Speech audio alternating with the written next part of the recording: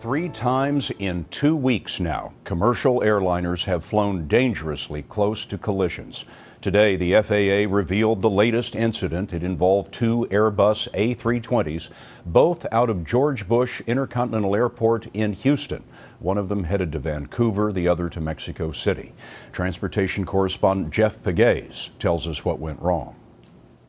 It happened on May 9th around 9:30 p.m. United Flight 601 was on runway 9 taking off. Another United plane, Flight 437, had just departed on runway 15 left.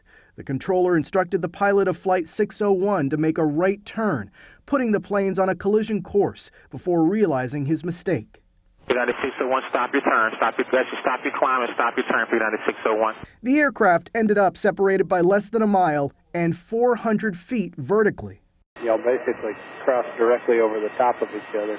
That's what it looked like from my perspective. I have no idea what was going on up there in the tower, but yeah, it was pretty gnarly looking.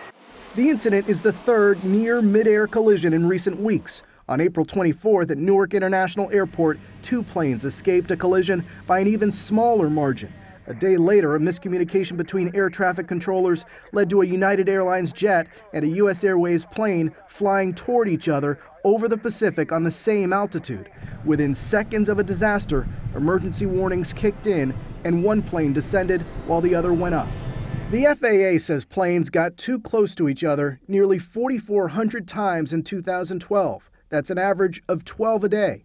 There were 41 so-called high-risk events constituting a major incident. An FAA spokesperson says all of the recent events are different and unique, and there is no trend or similarity. The FAA believes air traffic controllers in this country operate the safest system in the world, but we have learned that the incident in Houston as well as the incident over the Pacific have something in common. Scott, they both involve air traffic controllers in training. And Jeff, what does that say about the system as a whole?